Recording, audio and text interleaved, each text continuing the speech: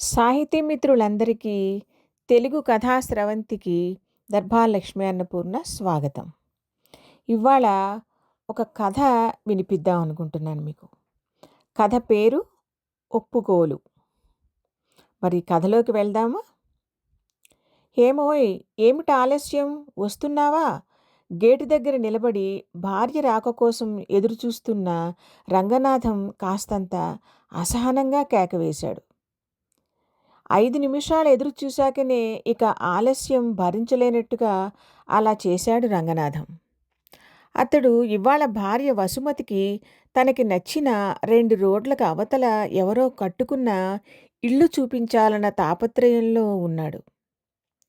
ఆ ఇల్లు అతడికి నచ్చటానికి కారణం అచ్చు రంగనాథం కట్టుకున్న ఇల్లులాగానే ఉండటం. అందుకే అనుకుంటున్నాడు కూడా తన ఇంటి డిజైన్ చూసే ఈయనెవరో కట్టించుకున్నాడని. ఆ సందర్భంలో తన ఇంటివైపు చూస్తూ రోడ్డు మీద నడుచుకుంటూ కొంతమంది వెళ్ళటం చూసిన సంగతి జ్ఞాపకం వచ్చిందతడికి. ఆ కొత్త ఇంటిని మొదటిసారి చూసి వచ్చినప్పుడు. అలా నడిచి వెళ్ళిన మొహాల్లో ఏ ఒక్క మొహమైనా ఆ కొత్త ఇంటి దగ్గర కనిపిస్తుందేమోనని ముందుకు కదిలి వెళ్ళినవాడే మళ్ళీ వెనక్కి 2 అడుగులు వేసి ఆ ఇంటి ముందు నుంచి నడుస్తూ పరిశీలించాడు గాని ప్రయత్నం ఫలించలేదు. కానీ ఆ ఇల్లు చూసినప్పుడల్లా అతడికి బహుముచ్చటగా అనిపించేది. భార్య వసుమతికి ఆ విషయం ఎంతో సంభ్రమంగా చెప్పాడు కూడాను. మన ఇల్లులాగానే వేరే ఎవరైనా ఇల్లు కట్టుకుంటే మీకెందుకంత ఆనందమో నాకు అర్థం కావటం లేదు. భర్త స్వభావం తెలిసిన వసుమతి అతడిని ఉడికించటానికన్నట్టుగా అంది. అంటే మన ఇంటి డిజైను అంత బావుందని అర్థం కదా! పైగా ఆ డిజైన్ గీసింది నేనే కనుక మరీను అన్నాడు గొప్పగా. గొప్ప అంటారు అంతేనా? పూర్తి చేసింది వసుమతి. అలాగే అనుకోవాల్సి ఉంటుంది మరి. అదిగో ఆ ఇంటిని ఇవాళ వసుమతికి చూపించాలన్నది అతడి కోరిక. సాయంకాలం 6 గంటలు దాటుతోంది. కొంతమంది ఇళ్ల ముందు నీళ్లు చల్లి ముగ్గు వేసుకునే ప్రయత్నంలో ఉండటంతో పగలంతా ఫెళ్ళుమన్న ఎండకి పొడిబారిపోయిన మట్టి నీళ్ల చిలకరింపుకి పులకించి గుబాళిస్తోంది.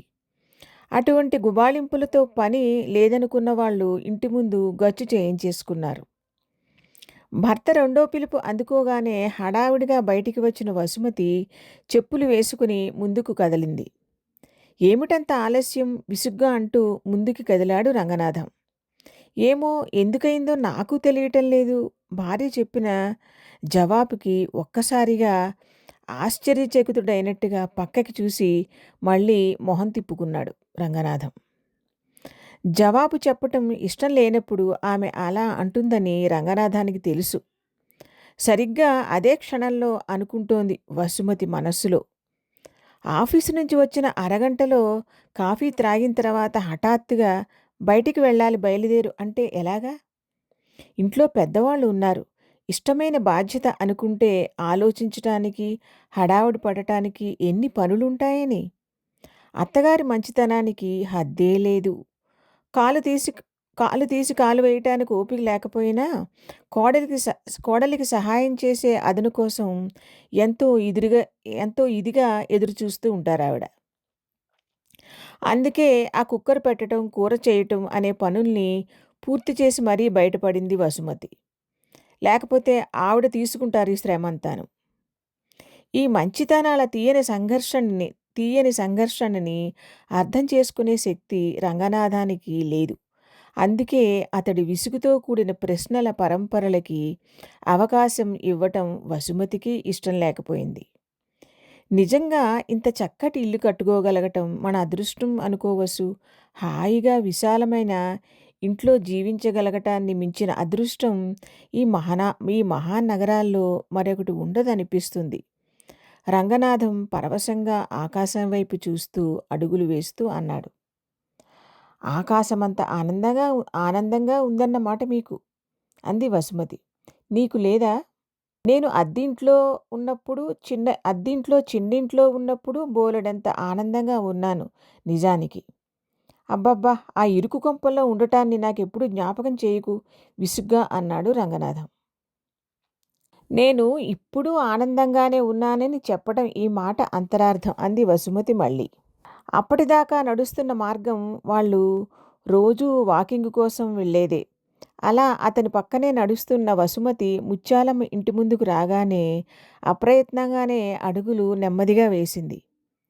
ముత్యాలమ్మ ఇల్లంటే వసుమతికి చాలా ఇష్టంగా ముచ్చటగా అనిపిస్తుంది. ఉన్నది ఒకే గదైనా దానినే చక్కగా పొందికగా సర్దుకుంటుందని. వసుమతికి ముత్యాలమ్మకి పరిచయం ఎలా అయింది అన్న సంగతి తెలుసుకోవాలనుకుంటే మనం మళ్ళీ ఈ జీవనయానంలో ఓ 15 రోజుల పాటు వెనక్కి వెళ్ళవలసిందే మరి. అది సాధ్యమేనా? అలా అయితే మమ్మల్ని తీసుకువెళ్ళండి అని ఆత్రపడిపోయారు జాగ్రత్త. అది మానసికంగానే సుమండి పాఠకులారా. రంగనాథం, వసుమతి ఎప్పటిలానే ఆ దారిలో వాకింగ్‌కి వెళ్తున్నారు. 15 రోజుల క్రితం జరిగిన సంఘటన ఇది. ఆ రోడ్డులోనే ఒక ఖాళీ స్థలంలో ఇల్లు కట్టడం మొదలుపెట్టారు. అటువంటప్పుడు ఒక వాచ్‌మెన్ కావాలిగా మరి. షెడ్డు వేశారు. దానిలోకి ఓ ముచ్చటైన వాచ్‌మెన్ కుటుంబం గృహప్రవేశం చేసింది. ఆ షెడ్డుని ఆనుకునే ఓ బుల్లి గది. అది 3 ప్రక్కల మాత్రమే ఆచ్ఛాదన ఉన్న గది. తలుపు గట్రా ఏమీ లేవు దానికి. దానిలో ఆ కుటుంబం కట్టెల పొయ్యి ఏర్పాటు చేసుకుంది వంట కోసం.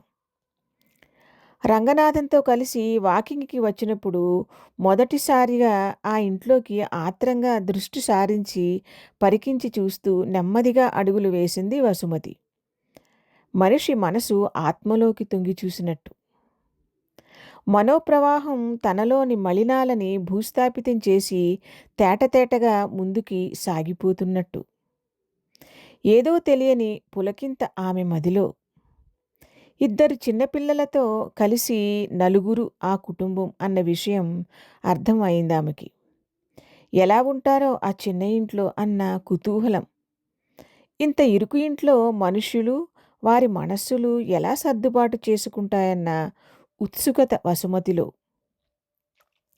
మొదటి రోజు ఆ ఇంటిని దాటుకుంటూ వెళ్ళినప్పుడు 4 అడుగులు వెనకగా ఉన్న భార్య వైపు వెనక్కి తిరిగి చూసిన రంగనాథం వదనంలో ప్రశ్నార్థకానికి జవాబుగా అంది ఆమె. ఆ చిన్న ఇంట్లో ఇద్దరు పిల్లలతో వాళ్ళ జీవనం ఎలా సాగిస్తారో కదా! మనకి అంత పెద్దిల్లున్నా సరిపోనట్టుగా ఉంటోంది అంది. నీ అదృష్టం బావుండి భగవంతుడు నీకు పెద్దిల్లు ఇచ్చాడు. అందుకు సంతోషించక ఆ కష్టాల కొలుములోకి తొంగి చూడాలన్న పిచ్చి తాపత్రయం నీకెందుకు? మొహం ఇక అంతకన్నా చిట్లించటం సాధ్యం కాదన్నంత వరకు చిట్లించి అన్నాడు రంగనాథం. మనం ఉన్నవాళ్ళం. అందుకు ఆనందించాలి గాని, ఎవరి లేమినో తలకి చుట్టుకోవాలన్న తాపత్రయం ఏమిటి నీకు? అన్నాడు మళ్ళీ. ఏమిటో నాకలా తెలుసుకోవాలనిపిస్తుందండి. ఎందుకో తెలీదు మరి అంది. భర్త మీద ఏమో ఎందుకో తెలీదు అన్న అస్త్రాన్ని చాలాసార్లే ఉపయోగిస్తూ ఒక రక్షణ వలయంలోకి వెళ్ళిపోవటాన్ని వసుమతి బాగానే వంట పట్టించుకుంది. ఎందుకో నాకు తెలుసు నువ్వు ఒట్టి వెర్రి మొహానివి కనుక అన్నట్టుగా చూశాడు భార్య మొహం వైపు. తనకున్న సంపదని చూసుకుని ఒకంత గర్వంగా ఉండటం భార్యకి తెలియదన్న విషయం రంగనాథానికి అస్తమాను చికాకును కలిగిస్తూనే ఉంటుంది. తన కష్టానికి, సంపాదనకి భార్య కళ్ళలో మెదిలే గర్వరేఖలే కదా దివ్యమైన మంగళహారతులని భావిస్తాడు రంగనాథం మరి. రెండో రోజు ఆ వాచ్‌మెన్ ఇంట్లోకి తొంగి చూస్తూ అడుగుల్లో వెనకబడిన వసుమతి భర్త మళ్ళీ వెనక్కి చూడకముందే గబగబా అడుగులు వేసి అతని ప్రక్కన చేరి మొహం వెలిగిపోతుండగా అంది. ఎంత ముచ్చటగా సర్దుకుందండి ఆ ఒక్క గదిని. ఓ పక్కగా బట్టల కోసం తాడు, దాన్నిండా బట్టలు, ఇంకో పక్క ముచ్చటగా సర్ది ఉన్న గిన్నెలు, మరో మూలగా చిన్న రేకుపెట్టె. బహుశా దానిలో ఎప్పుడైనా కట్టుకునే మంచి బట్టలయి ఉంటాయి. 4 ఇటుకలు అటూ ఇటూ పెట్టి దానిమీద చెక్క వేసి దానిమీద బొంత పరిచింది. చిన్నపిల్లల్ని దానిమీద పడుకోబెడుతుందిలా ఉంది. ఆత్మని దగ్గరగా చూడగలిగిన మనస్సు వెలిగిపోతున్నట్టు ఆమె కళ్ళలో ఏదో అర్థం కాని మెరుపు. దాని విలువ తెలియని రంగనాథం అన్నాడు చిరాగ్గా. వచ్చే జన్మలో వాచ్‌మెన్ పళ్ళానివై పుట్టి ఆ మహదానందమేదో ఆస్వాదిద్దువుగానిలే అని. అంటే మీరు వాచ్‌మెన్‌గా వసుమతి పూర్తి చేయటానికి సంశయిస్తూ ఆగిపోయింది మాటని. ఈ జన్మే మన ఏడవ కలయిక అని పైకి విసురుగా అన్నాడు గాని, మనస్సులో ఎక్కడో చివుక్కుమన్నట్టుగా అనిపించింది అతడికి. ఇటువైపేమో ఏదో అన్వేషణలో ఉన్న వసుమతి మనసు. అతను ప్రేమగా భార్య వైపు చూసుకున్నాడు మౌనంగా ఒకసారి. అలా మొదలైన వసుమతి వీక్షణ వారి జీవన సరళిపై వ్యాఖ్యానంగా కూడా రూపుదిద్దుకోవటం ప్రారంభించింది. ఎంత ముచ్చటగా ఉందండి ఆ దంపతుల వైఖరి! పెళ్ళాం కత్తిపీట వేసుకుని కూరలు తరుగుతూ ఉంటే, అక్కడే కూర్చుని ఒక్కో వంకాయ ఆమె చేతికి అందిస్తున్నాడు ఆ వాచ్‌మెన్. పిల్లలేమో చక్కగా బొమ్మలతో ఆడేసుకుంటున్నారు ఆ పక్కనే అంది ఒకరోజు. అక్కడే కూర్చోక చస్తాడా? ఇంతోటి ఇంద్రభవనంలో కూర్చున్నాను కదా అని ఒక్కో వంకాయ అందించాడు. రంగనాథం విసుగ్గా అన్నాడు. ఏమిటో పెద్ద పెద్ద ఇళ్ళు, సౌకర్యాలు ఉంటేనే ఆనందం ఉంటుందని మనలాంటి వాళ్ళం భ్రమ పడతాం గానీ, వాళ్ళ ఆనందాన్ని చూస్తుంటే మనవన్నీ ఉట్టి భ్రమలనిపిస్తుందండి. అసలు ఆనందం యొక్క స్వరూపం స్వతంత్రమైనది అనిపిస్తుంది. దానికి అంతస్తుతోనూ, భౌతిక విలువలతోనూ సంబంధం లేదనిపిస్తుంది అంటూ ఇంకా ఏదో చెప్పబోయేంతలో కస్సుమన్నాడు రంగనాథం. ఇక ఆపుతావా ఆ రేకుల షెడ్డు పురాణం? నేననుకున్న కారు కొనడానికి డబ్బులెలా సమకూర్చుకోవాలా అని నేను తలబద్దలు కొట్టుకుని చస్తూ ఉంటే ఇక్కడ నీ బడుగు పురాణం ఒకటి చేతనైతే ఏదైనా సలహా ఇవ్వటానికి ప్రయత్నించు అన్నాడు రంగనాథం విసుగ్గా. నన్నడిగితే మీరనుకునే ఆ ఖరీదైన కారు మనకి అవసరం లేదని నా ఉద్దేశ్యం. అప్పులిచ్చే వాళ్ళకే బోలెడు మంది ఉంటారు. తీర్చుకునేసరికి మనకి చుక్కలు కనిపిస్తాయి అంది. అప్పటికే ఆ కారులో ఎక్కి నడుపుతున్నట్టుగా కలలు కంటూ ఆఘమేఘాల మీద తేలిపోతున్నాడు రంగనాథం. భార్య అన్న మాటలకి చిరాగ్గా వెటకారంగా వాచ్‌మెన్ షెడ్డులోకి తొంగి చూస్తూ మురిసిపోయే నీకేం తెలుసు ఆ కారు వైభవం అన్నాడు. అడుగులు ముందుకు వేశాడు. ఆ రోజు ఆదివారం. ఇంట్లో తీరుబడిగా కూర్చుని ఉన్నారు వసుమతి, రంగనాథమూను. పిల్లలు పార్కులో స్నేహితులతో ఆడుకోవటానికి వెళ్ళిపోయారు. రంగనాథన్ తల్లిదండ్రులు నిన్ననే ఇంకో కొడుకు దగ్గరికి వెళ్ళారు. సంవత్సరం నుంచి ఇంట్లో ఉన్న పెద్దవాళ్ళు వెళ్ళిపోవటంతో వసుమతికి ఏం తోచనట్టుగా ఉంది. రంగనాథానికి మటుకు హమ్మయ్య అనుకునేంత హాయిగా ఉంది. వీళ్ళిలా కూర్చుని ఉండగానే మేడమీద గదిలో అద్దెకి ఉంటున్న కుర్రాడు కృష్ణప్రసాద్ వచ్చాడు. ఏం చేస్తున్నారు అక్కయ్య గారు అంటూ. అతను వీళ్ళ ఇంట్లో అద్దెకి దిగి 3 నెలలవుతోంది. మంచి కలుపుగోలు స్వభావమే కాకుండా వసుమతి ఆప్యాయత ధోరణి వీటి సమన్వయం వల్ల ఇంట్లో మనిషిలా అయిపోయాడు. వసుమతిని అక్కయ్య గారు అని పిలిచినా రంగనాథాన్ని మటుకు రంగనాథం గారు అనే పిలుస్తాడు. ఎందుకలా అని రంగనాథం అడిగితే ఏమో నా మనస్సు అలాగే చెబుతోందండి ఎన్నిసార్లు అడిగినా అన్నాడు. ఆర్నీళ్లు బంగారంగాను. నిజంగా ఈ అక్కకి తగ్గ తమ్ముడిలాగానే ఉన్నావు. మాటల్లో మరీ వంట పట్టించుకోకు. రేపొచ్చే నీ భార్యామణి మమ్మల్ని తిట్టుకుంటుంది అనేశాడు రంగనాథం నవ్వుతూ. అయితే మీరు నన్ను తిట్టుకుంటున్నారా అడిగింది వసుమతి. గుంభనంగా చెప్పిన విషయాలని గుంభనంగానే అర్థం చేసుకోవాలి గాని వివరంగా చెప్పమంటే ఎలాగా అన్నాడు. స్పష్టంగా అర్థమైపోయిందిగా అంది. అయినా గుంభనంగా చెప్పానన్న నా తృప్తి వేరు అన్నాడు. వసుమతి హాయిగా నవ్వేసింది.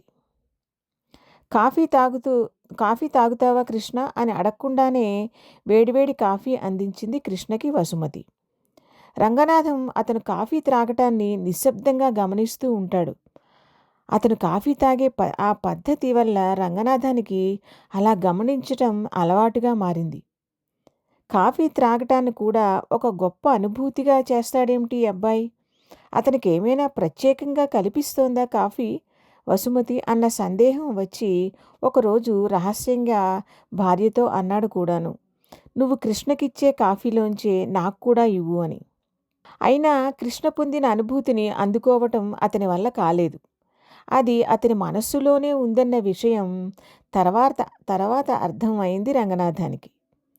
తను రాగానే అడగకుండానే ఆప్యాయంగా కమ్మటి కాఫీ ఇచ్చే వసుమతి అభిమానానికి ప్రతిస్పందన అది.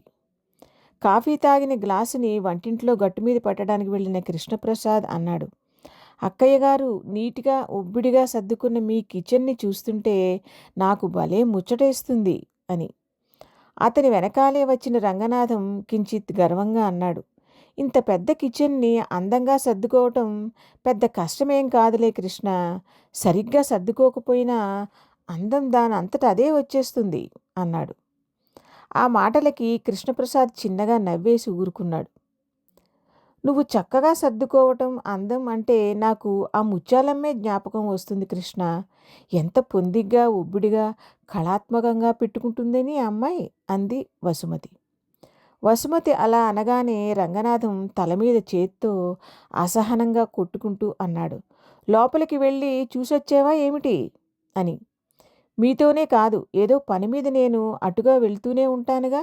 నేను వాళ్ళింటివైపు తదేకంగా చూస్తుంటే ఆ ముత్యాలమ్మ ఓ చిరునవ్వు నవ్విందో రోజు. పేరు చెప్పింది. అలా స్నేహం కుదిరింది. వాళ్ళ ఇల్లు చూస్తుంటే నాకొక విషయం అర్థమవుతుంది కృష్ణ.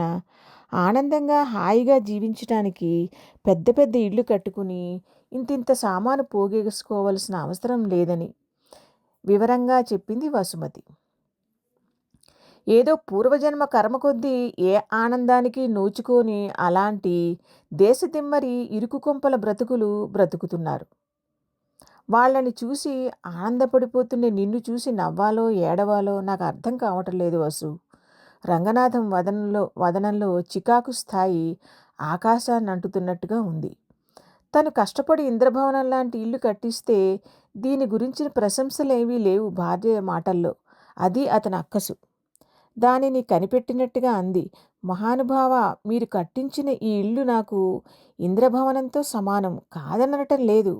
ఆ ముత్యాలమ్మ ఇంట్లో ఆ పిల్లల కేరింతలు, నవ్వులు, వాళ్ళను చూసి మురిసిపోయే ఆ దంపతులు, వాళ్ళ కళ్ళల్లో ఆ వెలుగు, ఆనంద స్వరూపానికి దాన్ని ఇస్తున్న వస్తువుకి సంబంధం లేదనిపిస్తుంది వాళ్ళని చూస్తే. అదే చెప్తున్నానంతే. భగవంతుడు ఎంత దయామయుడు అనిపిస్తుంది. మనస్సుకు సంబంధించిన భావావేశాలన్నీ మనుష్యులందరికీ సమంగానే పంచాడు. ఆయన అన్నీ అందరికీ సమంగానే ఇస్తాడు అంది వసుమతి. భార్య అభిప్రాయంతో ఏకీభవించటం ఇష్టం లేనట్టుగా అక్కడి నుంచి హాల్లోకి వెళ్ళిపోయాడు రంగనాథం. చుట్టూ చెట్లతో మన కాలనీ ఒక వనంలా ఉంటుంది కదా. ఆరుబయట మొన్న ముత్యాలమ్మ చెట్లకి తాళ్ళు కట్టి బట్టలు ఆరేసుకుంటుంటే నాకు ఎందుకో ఆ సీతమ్మవారు పర్ణశాలలో నారవస్త్రాలని ఆరేయటం గుర్తొచ్చిందనుకో కృష్ణ. పకోడీలు చేయటానికి ఉల్లిపాయలు కోస్తూ అంది వసుమతి. రయ్యమని వంటింట్లోకి దూసుకువచ్చిన రంగనాథం, ఇంకా నయం, ఆ వాచ్మెనే సాక్షాత్తు శ్రీరామచంద్రుడు అన్నావు కాదు అన్నాడు వ్యంగ్యంగా. ఏమో, అవునేమో, ఆ వాచ్మెన్నే ఆ గృహ సామ్రాజ్యానికి చక్రవర్తి. స్వభావంలో శ్రీరామచంద్రుడేనేమో. వసుమతి తన వైపే అలా చూస్తూ చెబుతూ ఉంటే రంగనాథం ఉరిమినట్టుగా చూశాడు. వాళ్ళ చిలిపి తగాదాలని గమనిస్తున్న కృష్ణప్రసాద్ చిరునవ్వు నవ్వుతూ ఉండిపోయాడు. ఇంకో గమ్మత్తైన విషయం, ఇంకో చాట వాచ్మెన్లుగా ఉండే ఒక అతని భార్య వచ్చి ముత్యాలింటిని చూసి, మీ ఇల్లు ఎంత విశాలంగా ఉందో, వంటగది ప్రత్యేకంగా కూడా ఉంది అని ఎంతగా దిగులుపడిందో తెలుసా అంది వసుమతి. రంగనాథం కళ్ళని పత్తికాయల్లా చేసుకోవటం తప్ప మరేం చేయలేకపోయాడు. ఇంకో చక్కటి మాట, నేను ముత్యాలమ్మని పొగుడుతుంటే వాళ్ళ ఆయన ఏమన్నాడో తెలుసా? మా ముత్యాలు నాకు అచ్చం ముత్యాల సరంలాగే అనిపిస్తుంది అమ్మగారు అన్నాడు. అవును కృష్ణ, నీకు కాబోయే భార్య గురించి ఉన్న నీ ఆలోచనలు, కోరికలు ఏమిటో చెప్పు. పకోడీల ప్లేటు రంగనాథానికి అందిస్తూ అడిగింది వసుమతి కృష్ణని. ఒక్క నిమిషం సీరియస్గా ఆలోచిస్తున్నట్టుగా కనుబొమ్మల్ని దగ్గరికి చేర్చి ఆ రూఫ్ వైపు చూస్తూ ఉండిపోయాడు కృష్ణప్రసాద్. మంచి మనసున్న అమ్మాయి, చూడగానే బాగానే ఉందనిపించే అమ్మాయి అయితే చాలు అక్కయ్య గారు అన్నాడు. నువ్వేమైనా సంబంధం చూస్తావా కొంపతీసి? పకోడీల రుచిని ఆస్వాదిస్తూ అన్నాడు రంగనాథం. కొంపతీసి ఎందుకు? ఆ చివర్న కొంప ఏర్పరచటానికే నేను అడుగుతుంటేను. కృష్ణ స్వభావానికి సరిపోయే చక్కటి అమ్మాయిని చూస్తాను అంటుంటే వేళాకోళంగా దీర్ఘం తీస్తూ అంది వసుమతి. ఇదిగో కృష్ణ, నీకు ముందే చెబుతున్నాను. నువ్వు ఈ అక్కయ్య గారు సెలెక్ట్ చేసిన అమ్మాయిని చేసుకుంటే ఆ అమ్మాయి నిన్ను వాచ్‌మెన్ షెడ్‌కి కుదించేస్తుంది జాగ్రత్త అన్నాడు రంగనాథం. హృదయంలో మాత్రం ఇంద్రభవనాలు కట్టిస్తుంది వసుమతి అంది. నీ సంపాదన ఉన్నతిని చూసి ఆహో ఓహో అనే భార్య ఉండాలి గాని పూరిగుడిసెలో గూట్లో పెట్టే దీపం చూసి మురిసిపోయేవాళ్ళు కాదయ్యా కావలసింది, రంగనాథం కోపంగా అన్నాడు సరదాగానే. ఎక్కడైనా దీపం ధర్మం కాంతిని ప్రసరింపచేయటమే కదండి అంది వసుమతి. చాలెద్దు నీ మెట్ట వేదాంతం. ఇదిగో కృష్ణ, నీది చక్కటి ఉద్యోగం. చక్కగా ఎవరైనా స్థితిమంతులేని పిల్లని చూసి చేసుకో, సుఖపడతావు అన్నాడు రంగనాథం. కృష్ణప్రసాద్ చిరునవ్వు నవ్వి ఊరుకున్నాడు. నువ్వు అమాయక శిఖామణివి మీ అక్కయ్య గారి మాటలు నమ్మడానికి అన్నాడు రంగనాథం. అక్కయ్య గారికి ఆ శ్రమ ఇవ్వనులేండి, సంబంధం కుదిరినట్టే అన్నాడు రవ్వంత సిగ్గుపడుతూ కృష్ణప్రసాద్. అమ్మయ్య అన్నాడు రంగనాథం. మొన్న మీ ఊరు వెళ్ళొచ్చింది అందుకేనేమిటి కృష్ణకి పకోడీల ప్లేట్ అందిస్తూ అడిగింది వసుమతి. అవునన్నట్టుగా కాస్తంత సిగ్గుని కూడా మేళవించి చిరునవ్వులు చిందించాడు కృష్ణప్రసాద్. అయితే పెళ్ళవగానే మా ఇల్లు ఖాళీ చేసి వెళ్ళిపోతావన్నమాట దిగులుగా అంది వసుమతి. పెళ్ళయ్యాక కూడా సింగిల్ రూమ్లోనే ఉంటాడా ఏమిటి? బ్రహ్మచారులే రూముల్లో ఉండేది రంగనాథన్ నవ్వుతూ అన్నాడు. అమ్మాయి వివరాలేమిటో చెప్పు అంది వసుమతి. కబుర్లన్నీ వంటింట్లోనేమిటి, నువ్వు కూడా పకోడీల పళ్ళెం తెచ్చుకో, హాల్లో కూర్చుని మాట్లాడుకుందాం అన్నాడు రంగనాథం. ముగ్గురు హాల్లోకి వచ్చి కూర్చున్నారు. ఇప్పుడు చెప్పు అమ్మాయి వివరాలు అంది వసుమతి ఆత్రంగా. మా మావయ్య గారు అమ్మాయే అక్కయ్య గారు. తర్వాత పేరు చదువు వివరాలు చెప్పాడు కృష్ణప్రసాద్. రంగనాథం వసుమతి చాలా ఆనందపడ్డారు. మా ఇంట్లోంచి చక్కటి అమ్మాయిని పెళ్లి చేసుకుని వెళ్తున్నందుకు చాలా సంతోషం కృష్ణ అన్న భావాన్ని తమ మాటల్లో వ్యక్తం చేశారు ఇద్దరు. ముహూర్తాలు ఎప్పుడో అనుకున్నారా? పెళ్ళి ఏ ఊర్లో ఉంటుంది అన్న వసుమతి ప్రశ్నకి సమాధానంగా ఈ పెళ్ళి కుదిరి 6 నెలలు పైనే అవుతోంది అక్కయ్య గారు అన్నాడు అతను. అంటే మా ఇంట్లోకి రాకమునిపేనన్నమాట. మరి ఎప్పుడూ చెప్పనేలేదు వసుమతి అలకను ప్రదర్శించింది. ఒక్క నిమిషం ఇప్పుడే వస్తాను అంటూ పైకి తన రూమ్కి వెళ్ళి 5 నిమిషాల్లో చేతిలో ఏదో మెరుస్తున్న కవర్తో వచ్చాడు కృష్ణప్రసాద్. ఇది నా పెళ్లి శుభలేఖ అక్కయ్య గారు అంటూ ఒక చిన్న సైజు పుస్తకంలా ఉన్నదాన్ని వసుమతి చేతిలో పెట్టాడు. అది బరువుగా బంగారు వెండి రేకులు సమ్మిళితంగా ఉన్నట్టుగా ఉంది. అయోమయంగా అర్థం కానట్టుగా చూసింది అతని వైపు వసుమతి. చూడండి అన్నట్టుగా కళ్ళతో నవ్వుతూ చెప్పాడు కృష్ణప్రసాద్. మొదటి పేజీలో ఆహ్వానం పలుకుతున్న కృష్ణ తల్లిదండ్రుల ఫోటోలు ఉన్నాయి. ఆ ఆహ్వాన పత్రిక ఏదో కొత్త సత్యాన్ని చెప్పబోతున్నట్టుగా అనిపిస్తోంది వసుమతికి. ఆ తల్లిదండ్రులు చాలా ఖరీదైన మనుషుల్లా కనిపించారు. ముఖ్యంగా ఆ తండ్రిని ఎక్కడో చూసినట్టుగా అనిపించింది వసుమతికి. ఈయన అనే సందేహాత్మకంగా ఆగిపోయింది. మా నాన్నగారు కృష్ణప్రసాద్ పెదవుల మీద ఎప్పటిలానే చిరునవ్వు. ఏమండి, ఈయనెక్కడో చూసినట్టుగా అనిపిస్తోంది. తన మదిలోకి స్పష్టంగా వస్తున్న స్ఫురణని అంగీకరించలేక భర్తని అడిగింది వసుమతి.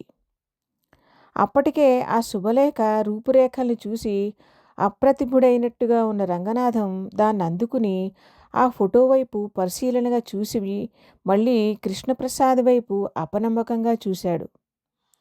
ఈ దేశంలోనే అత్యంత ధనవంతుడనే వ్యక్తి ఫోటో అది. క్రింద కనిపిస్తున్న పేరు అదే. నేను వారి అబ్బాయినే. సామాన్యుల జీవిత చిత్రం ఎలా ఉంటుందో చూడాలన్న కోరికతో మీ ఇంట్లో అద్దెకి దిగాను అన్నాడు కృష్ణప్రసాద్. దంపతులిద్దరూ అప్రతిభులైపోయారు. గతమంతా ఒక్కసారిగా ఇద్దరి కనుల ముందు వేగంగా కదిలింది. మొదటగా తేరుకున్న వసుమతి అంది, అయితే చెప్పు ఆనంద స్వరూపం ఏమిటో? అక్షరాలా మీరు చెప్పిందే అక్కయ్య గారు అన్నాడు కృష్ణప్రసాద్ ఆనందంగా. అంటే నీకు మా ఇల్లు ఆ వాచ్మెన్ షెడ్డులా? రంగనాథానికి అంత ఆశ్చర్యావస్థలోనూ ఏడుపొచ్చినంత పని అయింది. అదేగా సత్యం మరి. ఇక మీ ఒప్పుకోలు తప్పదు వసుమతి చిరునవ్వుతో అంది.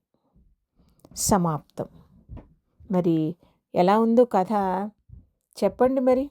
హ్మ్. మీ అభిప్రాయాల్ని కామెంట్స్ రూపంలో చెప్పండి సాహితీ మిత్రులారా. మరి ఓకే. మళ్ళీ మంచి కథతో మీ ముందుంటాను.